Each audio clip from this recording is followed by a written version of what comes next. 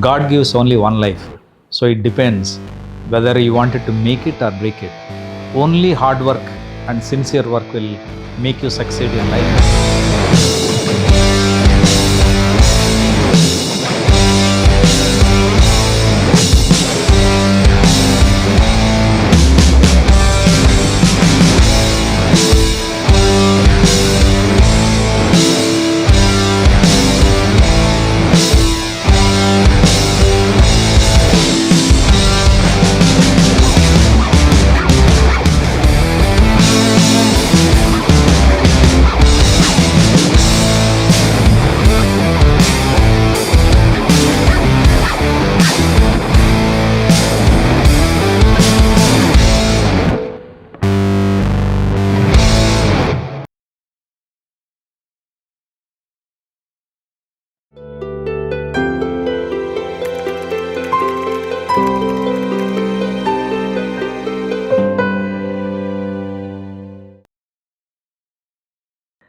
Investing in hometown, that is the biggest weakness people have emotionally.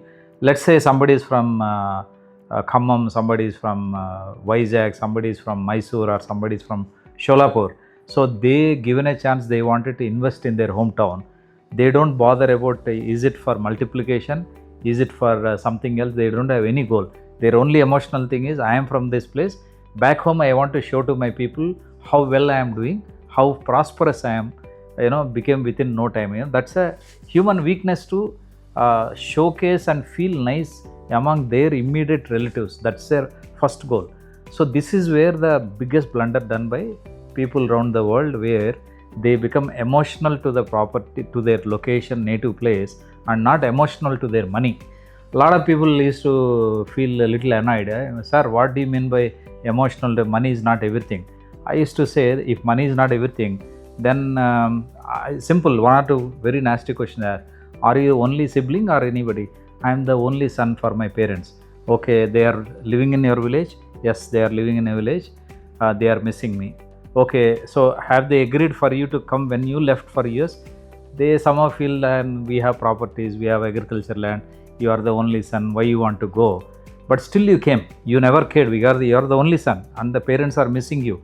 So they are suffering there and you are in US. For what you came? Not for playing. You have come to earn money. That earned money at the cost of your parents, at the cost of your sentiments, should actually go and perform. It should not go and get wasted. So people used to literally wake up, they say, yeah, he's talking sense. The fingers go, if the wife, husband, tables are there in the seminar, wife will see like this, somebody saying, see, I told you.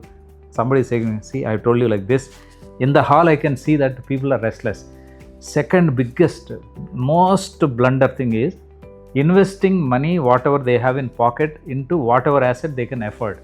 For example, you are an executive, you are doing well, and you are given a chance to buy 1 crore apartment, nice property which can become 5 crores. But your mind says, I don't have 1 crore, but I have 30 lakhs. For 30 lakhs, whatever I can get, I will buy.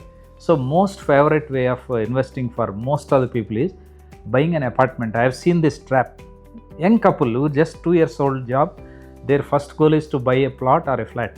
Flat also horrible, like 40 lakhs flat, they will put some 10 lakhs, remaining 30 lakhs, they'll take loan. 30 lakhs loan, ballpark figure 30,000 per month is the installment. What will happen? Now you have put 10 lakhs, you have gone abroad and abroad or India, whatever, you are earning well. Your 80% of your salary savings is going into EMI of an apartment, which is you are paying 30,000, in which you are not living. You are only thinking you are invested and you are a owner of an apartment. What is the returns it is giving? Minuscule 1.5%. So at the end, next 10 years you'll keep paying installments, and then you are wedded to the apartment. Then you realize that's not enough for you, because now your family has become big. You wanted a bigger villa, you wanted a bigger apartment.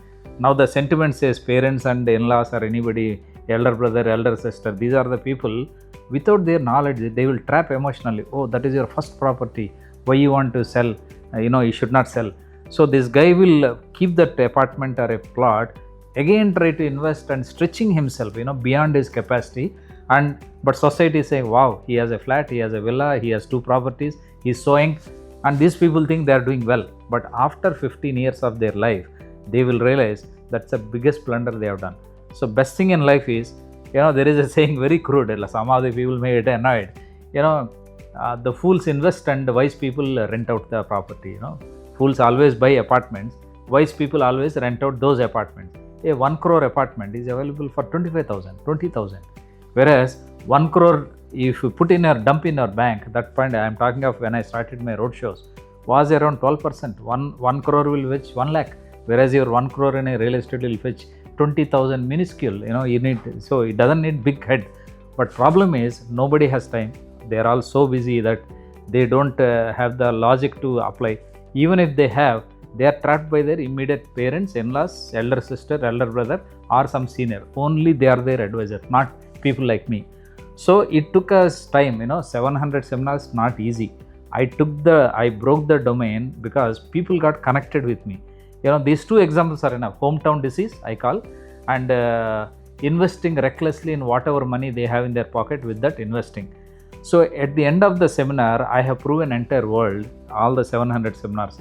It could be, whoever is attending could be a small executive, he could be chairman of a company. So what I always tell them is, you have 1 crore or 2 crore or 50 lakhs in your pocket, you want to invest in India.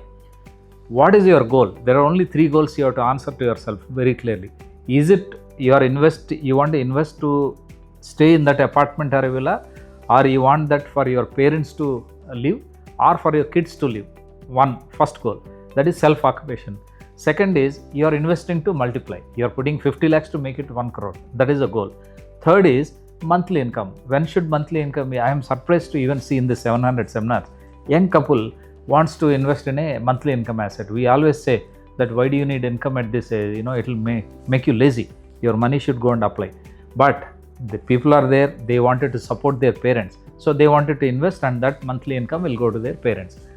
So like this, I feel proud at the end, my entire life, that 700 seminars after doing, I think at least 200 to 300 people, I helped them, NRIs, to relocate back into India with that kind of a courage, the plan, the courage, the encouragement I gave, and the path I have shown, saying that you invest over a period of long term, create monthly income, create capital appreciation, and relocate. That's how my entire thing has gone. And yes, it is not that easy also to, because when you are doing a seminar, 30 cities in a year, first you are printing, you have to fix the entire circuit, first you have to block the hotels, then you have to pay advance, then you have to print an e-invite. That invite is, suppose you are going to Atlanta. So in Atlanta, who are your people? My clients may be 10, 15, but I don't, every year I go, I can't address the same 10, 15 and say, keep buying. They'll laugh at me, they'll run away from me. So what happens, these 10 will go and get 20 people, those 20 will go and get 40 people. Then I am also feel very nice that all the Indian organizations have, actually adopted us, or they have taken us, liking for us. Say, be it Kannadigas, there is a thing called American Kannada Quotas, akka. Then there is Telugu Association, Malayali Association, there are the Maratha associations.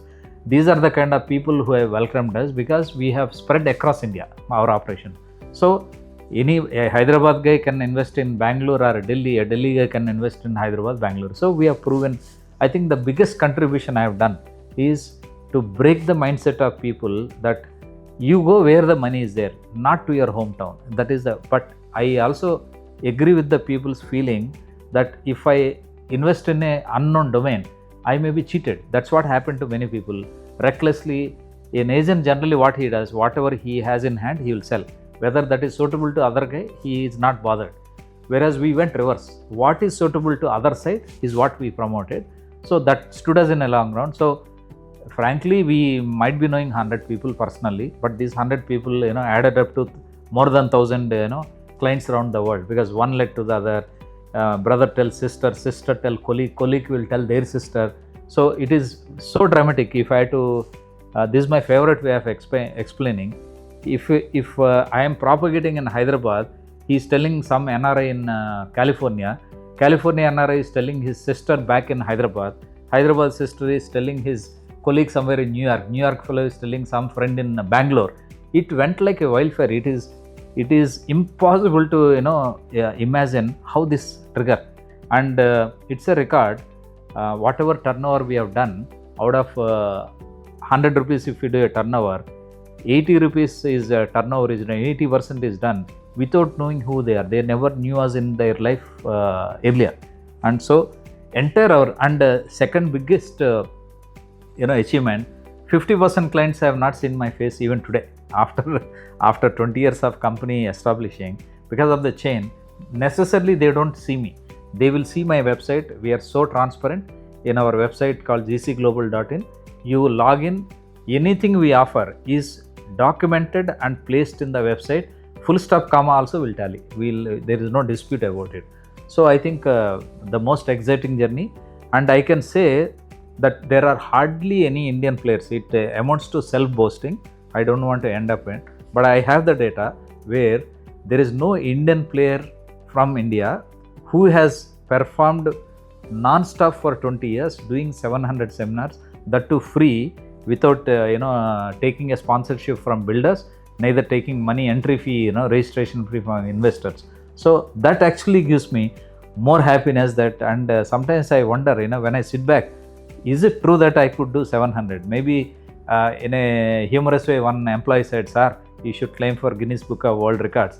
I said, "Look, records are for records, so if you are somebody, and there is another client that said, "Sir, problem with you is, it's like a Hanuman doesn't know his strength. Problem with you is, you don't want to claim credit for anything. You don't know your strength.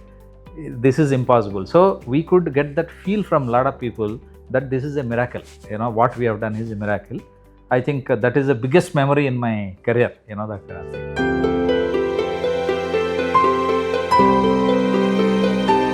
So a few of the, a couple of challenges, biggest challenges I would say that, we have faced during the growth of this scorching growth of the company. Because if people think that there are no challenges come to any company, then it's like a mistaken notion. Every company, actually when there is a biggest crisis only, then it goes to the next level. I believed in, and it is proven in my case. For example, as we started in 2004, we expanded so fast. And we opened branches in Chennai, Hyderabad, Cochin, Delhi, everywhere. And we increased, we added, I think we already reached around 45 people staff. So the biggest crash, I think all of you can relate, 2008 world crash, financial stock market collapse, entire world market collapsed, and entire real estate went into a tailspin that time. So that is the time where a lot of people, those who are my well-wishers, they started saying, they are pitying, saying that your overheads are so much. Do one thing, you just dump in one of your friend's house in one room, or hire a go down, dump all your luggage, tell the staff that, we'll again call you. Then, when the market again becomes exciting, you reopen, maybe you'll be able to cut your overheads, because their concern is, we are a consultants, we are a wealth managers. So we make a living out of the consultancy fee, what we make, which is in a big level, and so as the overheads also big level. So their concern is that market revenue generation is gone. It is, it's as good as it is, dipped very low. Second is your overheads are constant. So I thought for a minute, I said, look, this is not the way to run away from a reality. It is actually reverse, because in this 4 years of journey, when we expanded to say Pune, Delhi, Calcutta, everywhere, those builders, because we figured out for ourselves that we will only work with the top 5 builders of each city, because the investors' money will be safe if we are with the top builders. At the most, they may delay the project, but at least they will not run away with the investors' money. That's a fundamental. Second is a reputation. You are with the top players, you can do well. Now, these are some of these players, never used to bother about us, or they used to take time to give us appointment, and even if they give appointment, they used to say, well, we may not need a consultant, we are doing good, our staff are capable of selling. Even if you want to meet me, you can go and meet my vice president, because promoters, some big promoters are not ready to meet a marketing organization. But I have very clearly figured out in my mind. See, today, if I am dealing with a vice president of a big builder, let's say DLF, tomorrow the vice president is, goes to Rahejas. So same DLF, if I go for a customer's issue, new vice president will say, who are you? So giving a shock. So unless I need a promoter myself, he is not excited about me, I will not tie up with them. That's the first fundamental I adopted. lot of people got surprised. Oh, how can you be so, even biggest of the developers in the country, we have rejected them ourselves because they said, they can't meet me and I have to meet their vice president. I said, if he is not valuing me, I don't value whoever it may be. That is my first fundamental. Second, during this recession, I know the same guys will welcome us with a garland because now their sales are down, they are struggling, and we realize that in the crash also, end users will always buy projects, speculators will not buy. This much fundamentals we understood. So I thought this is the best time to network with the top builders, train my staff in the adversity how to sell smartly, because your skills will go up. Because in easy market, even it's a rude language I am talking this just to drive point. Even a donkey can sell in a exciting market where nobody knows why market is going. For example, Telangana market, Hyderabad market in the last between 2015, say 2018 to 2023 went up like anything, which nobody understood why it's going up. So anybody can, who doesn't even know anything about real estate, can be an agent, in that kind of atmosphere. So we realized that this is the time to train my staff, to teach them how to face internals, how to be resilient, how to improve our entire response system. So because we thought 6 months maybe recession will be there, but it never ended with 6. It went to 1 year. We thought 1 year it will be over, but it took 1.5 years. But we somehow sustained ourselves by selling to the end users and making revenue out of it and meeting. Plus, since we have done a big volumes in the first 4 years, whatever reserves I have kept, that I have depleted, because see, nobody else, somebody would have gone and bought a Merc, somebody would have gone and bought a mansions, kind of thing with that money. But I was very sure, my discipline is very clear. We will have enough money after few years where maybe a stage will come where we don't know what to do with the money. That stage I will splurge the money, I will donate, I will do whatever I want. But till such time we are disciplined. So that is biggest challenge we faced, and we went reverse. We actually opened new branches in markets where, because now the builders are ready to welcome and garland and say, please work with us. So we have taken advantage of the downfall by becoming smart, by training people, by getting more willing partners to work together. That's the first kind of a challenge as well as a growth opportunity. Next opportunity came when, the kind of challenge, not opportunity, when the Prime Minister Modi, when he took over, first thing, it was the first step was a demonetization. I know that, see, demonetization, what happens, it sucks away the circulation of money. Of course, wrong money, I should not talk, it's a black money, what he wants to throw away from the system. But it affects the entire economy in terms of liquidity availability and sellability. Obviously, real estate is the biggest sufferer. So that is the time where we actually expanded in Andhra. I actually shifted from Bangalore to Amaravati to have almost a kind of land banks which are enough for the next 10 years for us to develop. So when we are getting ready to launch these couple of these projects, came the demonetization. It's like a bullet, because we are just getting ready to launch our project, demonetization happened. So we thought, okay, we can't do anything, let's battle. So we just pulled on ourselves, we continued our work in our projects. Second, again, biggest blow came is when the GST regime got implemented. Because of whatever taxation regime and all that, again, that has slowed down our kind of entire projects. To compound this, again, we faced is the center and state spat. The state government earlier, the first Mr. Chandrababu Naidu government and Mr. Modi government had kind of a misunderstanding for whatever reasons, political reasons. There is a tussle that has actually made things again a grinding halt in Andhra Pradesh, Amaravati. Because I shifted from Bangalore all along, putting all my eggs into one basket of Amaravati and then taken a bet. That's where is the biggest challenge, because I have stopped promoting other projects across India. I've closed some of the branches because I have streamlined, made them into limited branches, put all my eggs into one basket, Amaravati, because it's going to be the next generation capital of India. That was the thought process. So then came the challenge. Then there came challenge of Andhra, Telangana, the Telangana elections, where Telangana, if a certain government wins, that has an effect on the real estate of Andhra, which we realized over a period. We never, visualized all this will happen. So challenge after challenge, 4 years from 2016 to 17 to 2019, non-stop crisis where we are every time we get ready to launch our project, some major event happens, grinding us. It's like, in a crude language, you are ready to, on the dining table, you are sitting and about to eat, somebody is snatching your plate. Exactly, in a drama terms, that is the way. So we have sustained all that. What we have done is, our core strength is world over popularity. We have clients around the world. I have done 700 seminars, as I shared already. And with all this clout, what we thought is, we will not go public.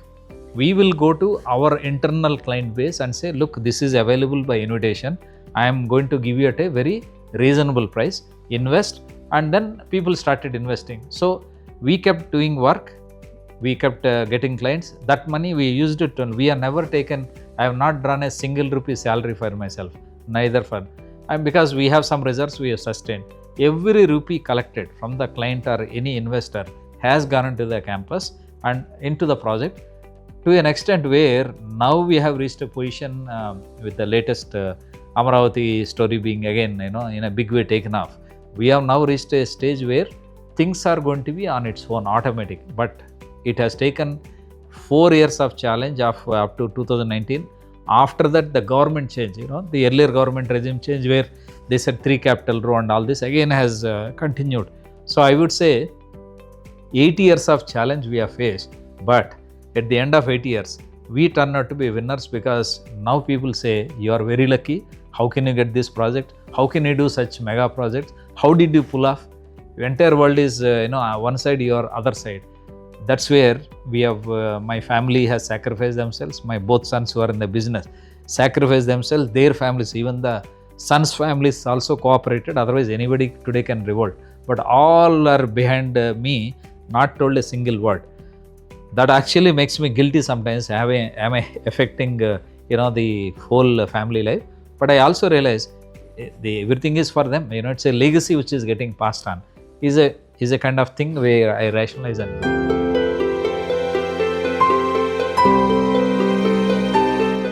So, few of the kind of ethical practices what I followed, right from beginning, because I have to say that since my both sons are involved, their families, of course, they were bachelors when I started, but then they got married along the way, and so they are also integral part of the business. Morning to night, 24 hours they are under kind of a call, so they are with me, so for life almost.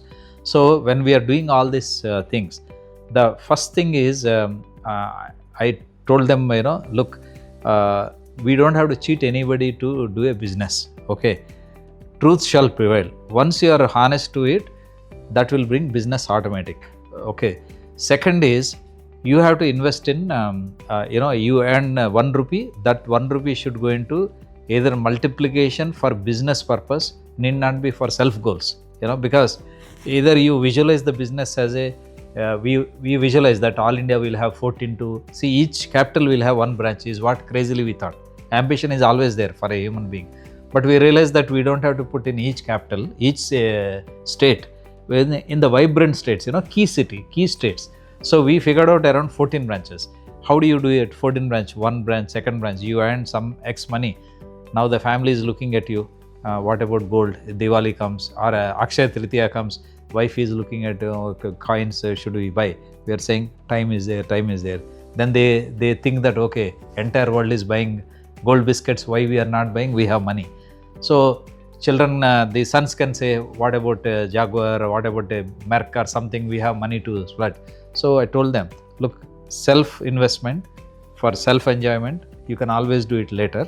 So that is the first kind of, I would say, family ethics I could mentor them. And then I made them postpone their kind of gratification temporarily, saying that there will be a day where you enjoy, but not that we should not enjoy. We never compromise on our parties. We never compromise on travel.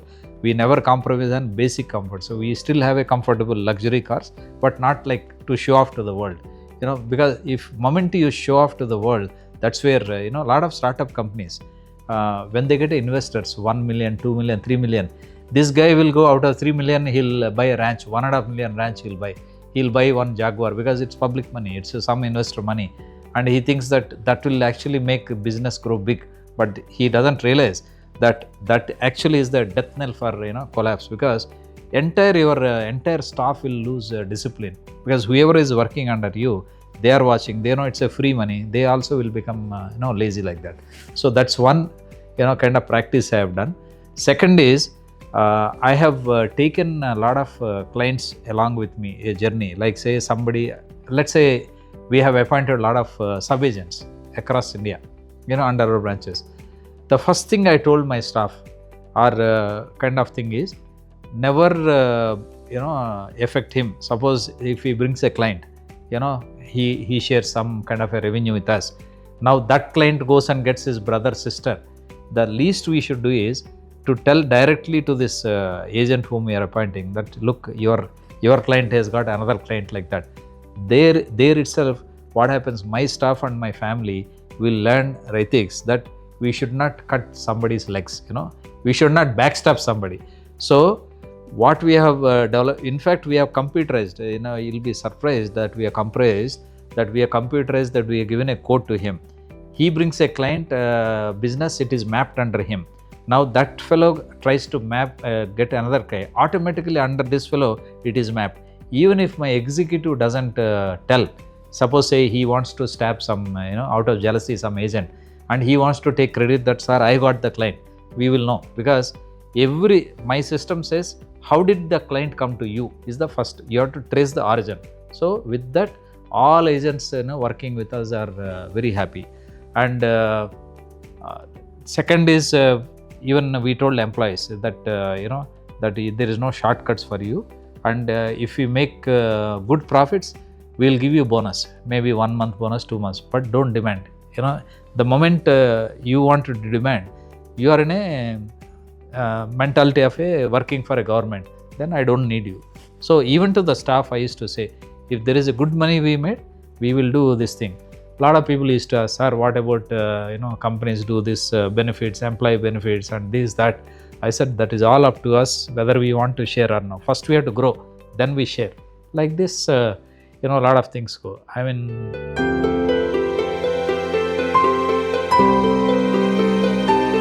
so another, the biggest factor, I would say 50% of the success formula is just attributed to my fitness fundamentals.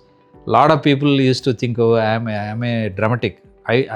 I don't know how I can scientifically prove, but I can challenge, saying that moment somebody is able to get up in the morning, say a reasonable time, I won't say 4 o'clock, 3 o'clock, that is madness maybe for some other, but reasonably say 5:30, 6:30.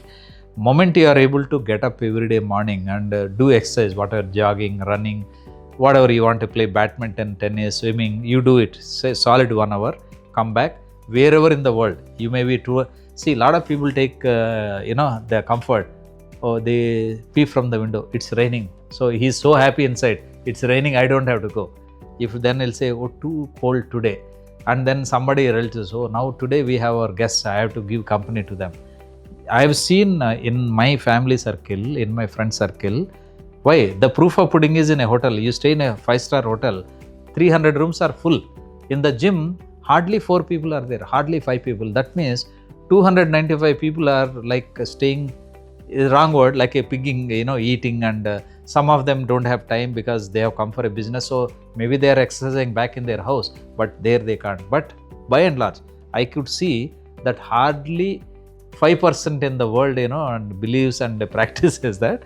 So even in the colleges, when I address the college convocations and all, I always tell them, fitness is first and then only your merit comes later. I could prove it. So what happens, I realize that when you are fit, when you are healthy, and let's say you go abroad somewhere, you don't have to say, second thing I practice is I never go to the gym, because wherever you go, you have nice parks, you have roads, abroad particularly on the footpath you walk, nice. And second thing is, I used to take it as an advantage in the business. Let's say I go to Nizamabad on a business. Nizamabad, first time you are going and you are doing a seminar. Let's say I have done in some of these places, Karimnagar, I have done a seminar. 100 people attended when I went first time, 100 people. But Next day, somebody wanted to invite me for a dinner. So how do I know? I don't know what is Karimnagar. Straight went to a hotel, 100 people sitting there. I addressed and I returned to my hotel. Next day morning, I'm walking on the roads of Karimnagar all, watching what kind of buildings, what kind of businesses. Every time it is towards my business thinking. When I'm walking also, I am thinking what kind of clients I can get, what kind of clients might be available in Karimnagar. So if I go to Chicago also, when I am walking, you are seeing, my God, what a kind of buildings, what a kind of opulence, what kind of people are there. How do you capture those kind of clients and what you can do? Or how can you adopt that kind of features in my project? Say that landscaping. Everywhere, if somebody tracks me in my walk, other than my hometown, anywhere I walk, I'll be stopping, taking videos, tracking, all centering around my empire. It's all self-centered. So that is one. Second is, the fitness will actually give you a lot of mental stability. That toughness. You get a fighting spirit. Again, I can't prove scientifically, but I can say with my experience, it will make you so tough that you won't care about anybody. You will stand for your principles. So that is the second fundamental. Third is, I ensured that my both sons, of course, till marriage only I can be very rigid with them and like a Hitler kind of thing. So I have ensured that if they don't get up today, boss, what is this? You're so late and all that. I used to push them. That is with an intention to this thing. And wherever I go to my functions and relatives, when I see all these fellows with nicely, very wealthy bodies and very healthy bodies, I would say. Healthy bodies, the meaning, round and kind of thing. So I always used to tell them that if you want to prosper in life, fitness is first and then only any other thing is possible. So I am a hardcore believer in fitness, and given a choice, instead of entertainment, I will just go for a brisk walks in parks. I will go mountaineering, at the cost of even missing a party. I have reached a stage where I can't eat unless I exercise because body is not accepting food. That's the best situation.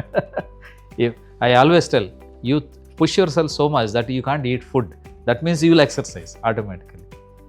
So I think my company's entire empire fitness, also it gives you a good vibrant looks, that very, very, your skin will be radiating. People don't understand. A lot of people think that I'm around 40 or 45. People have honestly said, when I said to my children, that guy is 13 years experience, he's married 35, then they'll say, hold on, are you talking real?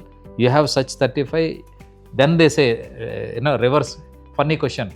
Did you marry at a very adolescent age, as a teenager? So when I ask them, they think I'm late 40s or something like that. But I am much more than that. I can't confess I can't tell what's my age. Don't ask also. So that radiating skin and the kind of confidence looks all because of fitness, nothing else. I truly believe in that.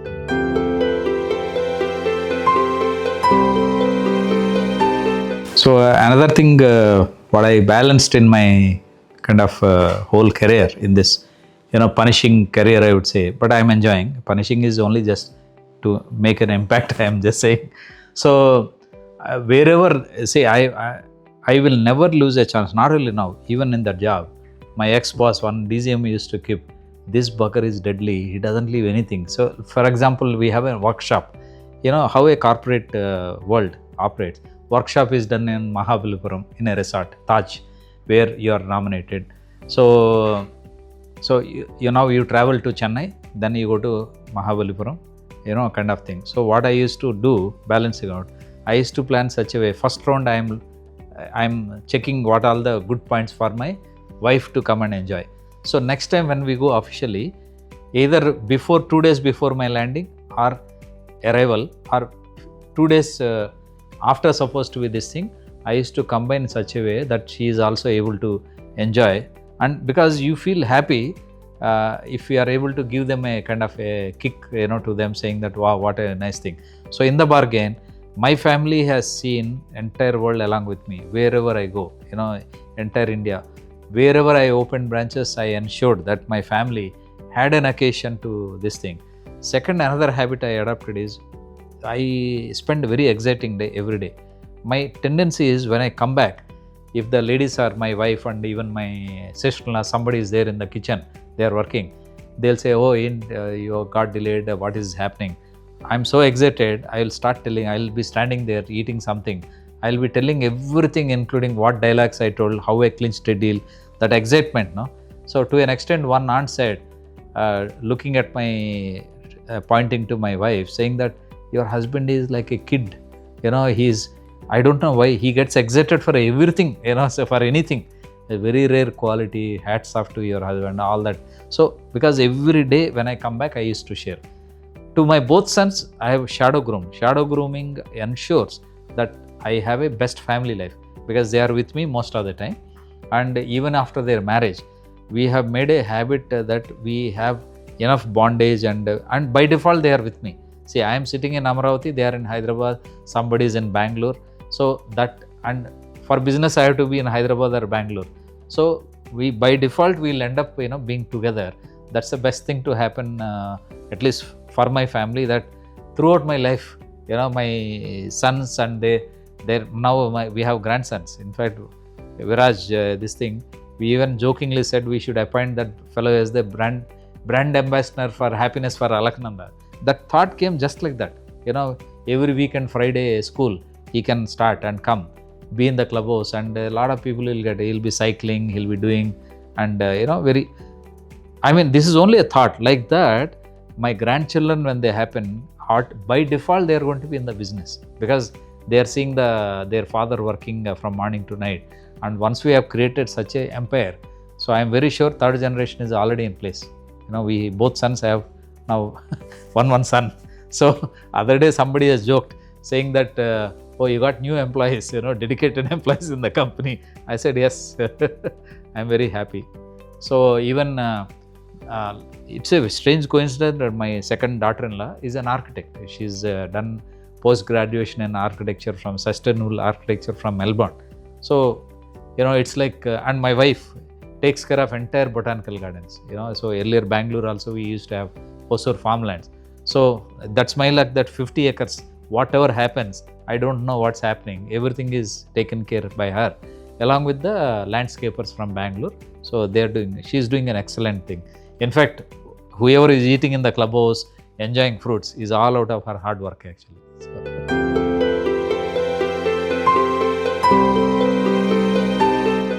Another kind of philosophy I believed, which I unfortunately I find even now people are not getting, is if you put your relatives together, you say a marriage, 500 to 1,000 people come, all your well-wishers, friends, you check about yourself. Let's say about my business, you do a test among those 1,000. Hardly 10% will know about what I am doing. Hardly 10% will know. Remaining 90 doesn't know because they don't want to ask. Neither our families don't want to tell them because they think that relatives we are seeking a favor. My biggest philosophy, what I feel sad about why the people are not doing is, if I am doing well, my entire 1,000 relatives can see what I am doing. Is there anything benefit they can gain out of my business? Similarly, they are all doing some business. If they can propagate to me, I am their customer. See, he is customer for my business, I am customer for his business.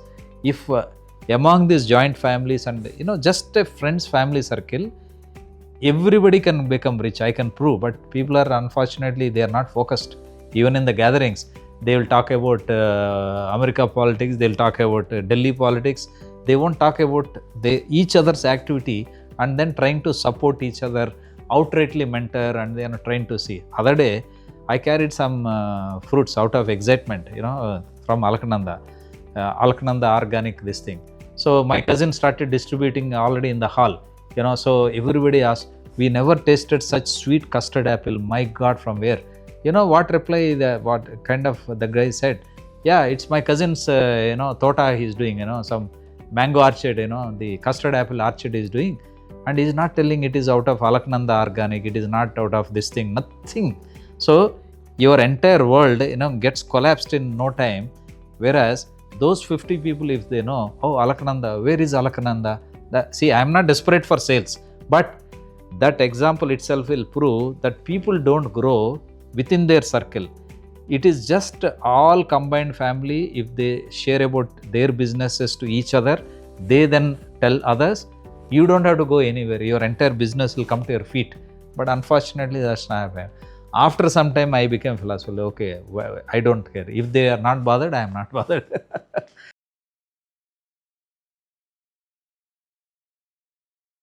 So another the good thing in probably more when I am developed the Alaknanda, I started realizing my childhood fantasies, like your boat riding, your horse riding, nature walks, exotic nature walks. I used to aim for, because when you are living in a neighborhood, you go to some small lane, you don't know where to walk. You go to a park, public park, which will not be very exotic. It will be like something like that. So as a hobby, I adopted actually like a long walks right from childhood, long walks, nature walks kind of thing. Second is like sometimes playing that gilli danda. We don't know in English what you say. Gilli danda in Hindi what we say. Those kind of things we used to enjoy. And right now the passion is like horse riding, where it is a 2-in-1, like one exercise, and it will tone your body to a very great extent, and it always pays you. And second is your boat ride, particularly canoeing. Canoeing actually will make your shoulders, the entire body frame works. So anybody who wants to exercise, in fact I would even recommending here, when they come, just go on a rowing or a canoeing. That will make you fit. So people are even enthused when they come here, when they talk. Third is your cycling. Cycling is another thing. Everything is centering around my physical exercise and enjoyment. So when you go on a cycle on a avenue, a natural avenue, one, you are enjoying exercise, you are observing, and a lot of birds are they here and there. As you walk from the trees, birds are flying, and then you are observing them. And I think some of the hobbies I am now even getting cultivated, which I was never had, like say bird watching. I never had that kind of thing. So now I am trying to keenly observe about bird. One more thing is, as a child I used to think about planetarium, because in Vijayawada, when we say, there is Nehru planetarium on the Gandhi Hill. Very few people know about that Gandhi Hill in near railway station. So we used to do that stargazing, which is like we used to just wonder, like a miracle. So luckily here, because the 3/4 of the sky, here it is like a 360-degree view we have here, because we have our land, river, forest and hill. So you have like a big parabola, as if entire universe is in front of you. So here actually now I am here even planning for installing a telescope, where you can, professional telescope, where you can actually do a stargazing. So I think few of the hobbies I am getting picked up by doing this project, which I am very happy, that I never thought I will get opportunities like this for cultivating even hobbies.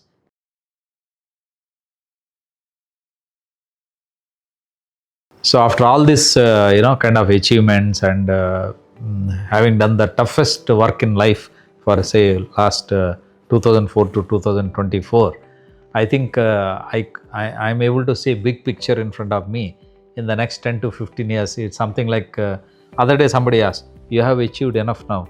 What is that you want to do? You should relax.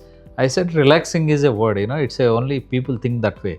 If you see Mr. Modi today, he keeps on working. So nobody says that you have done enough, you sit, and nobody can see. Biggest weakness for an achiever is that if you make him sit without work, it's the biggest work. Instead of sending him a jail, you don't give him a job, that is enough for an achiever. It is like a jail. So second is, we have energy, we have enthusiasm. In fact, with this 20 years of knowledge, we are so smart. What we can do in earlier I have done in 5 years, I can do in 1 year. So big picture, I have simply, other day when I spoke, my both sons were there together, my family, my wife and all. I just spoke a word. I said, look, I have come to a stage where I want to enjoy my life. I don't want to take that punishing schedule. But my sons, they are so capable. Who knows, tomorrow Amaravati is shaping up a Trump Tower we can put up. Simply, I will say, look, I don't have patience. You want to go and put up a Trump Tower, you put it. Now, because these guys have the bandwidth, they have the wherewithal, they have my support. I said I'll be mentor. So now we are thinking very big, where these boys both will try to create a miracle. Maybe one fellow in Hyderabad, one fellow in Amaravati is the kind of just a general reflex, but it's up to them, whether they want to see. Thing is, I may dream like mega, but whether they wanted to think in the same style and say we have worked enough, our adolescence, our teenage years we have burnt, time for taking it a little easy, things will go on, because we have created a land bank which is enough for us, for me and my both son, to keep working for the next 15 years. We have created already enough land banks. And I know simple vision I had developed, saying that if we are willing to accept deals, I think for next 40 years we will have enough land bank, because one calculation showed around 3,000 to 4,000 acres of lands we can get for a development because of our goodwill, which means we are engaged for next 40 years. But I think that is not necessary to think. It's just a global vision. And then now we are planning to, we have already adopted, we are putting up a experiential center next in Alaknanda to showcase the best products from the world. One is Bali, Indonesia for outdoor furniture. From China, we are wanting to put an experience center where you name any building material, we are going to get the best from the China and Vietnam and all those places.